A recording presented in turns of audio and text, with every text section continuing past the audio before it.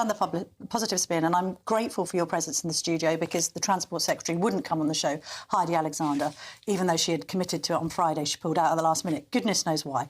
You're not in the Cabinet, so I'll go easier on you than I would do if you were a minister. But can we just be real here? This is the list of U-turns. Farmers' tax, income tax hike at 2025 budget, two-child benefit cap, benefit reforms, winter fuel payment, gang rape inquiry, WASPy women, national insurance hike, trans women are women. Oh, no, actually, they're not. They're men. Royal Mail nationalisation. We're now talking about an apparent U-turn on jury trials. It speaks to a government that is making it up as it goes along. You have to appreciate that. I bet voters in Hales Owen do say that to you on the doorstep. So I wouldn't accept all of those things are U-turns. And we are in a world that is a bit more volatile than it used to be. And I think everyone now accepts that the state of the public finances and the public services that the Conservatives left us was really bad. In that context, I think it's really important that we're listening and we're listening to the public, we're listening to stakeholders. Hang on a minute. OK, can we just get real? As far as our audience is concerned, Keir Starmer has become one of the least popular Prime Ministers in history. Both budgets have been widely derided as a disaster.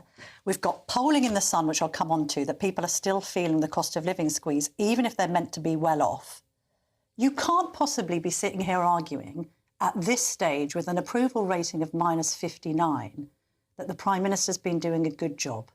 You can't be saying that. Would you prefer a government that pushed on regardless, despite the public view? Or would you like a government that is listening to stakeholders, including pubs, it's like the definition of Churchill, lurching from one disaster to another.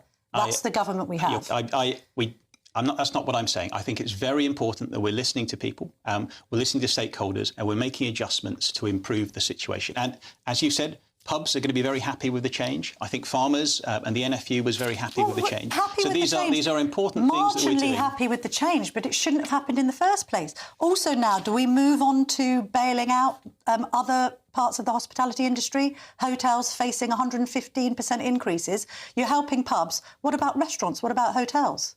Well, I haven't seen the data on that. But as I say, the Treasury is listening very well. Should she step in now and say, I made a mistake and correct that one too? For other parts of the hospitality industry? I think we have to go back and look like why we're here in the first place. We have a level of debt that's close to 100% of GDP that we inherited from the last government. Which any decision in any budget would be contributing to yourself because you've got no plan to cut government spending over the next 5 years. In fact, it's going up. So all of this, we inherited this, but actually we're doing that.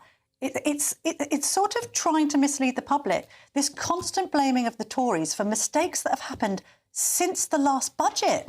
The last budget was only in autumn. What's it got to do with the Tories? Rachel Reeves cocking up this business rates hike. So I think we're in a very difficult public finance situation, and any changes that are made around that to try and plug the gap that we were left with, we're going to be unpopular. All right. And it's important that we're listening, and we've made a positive change here on this. All right.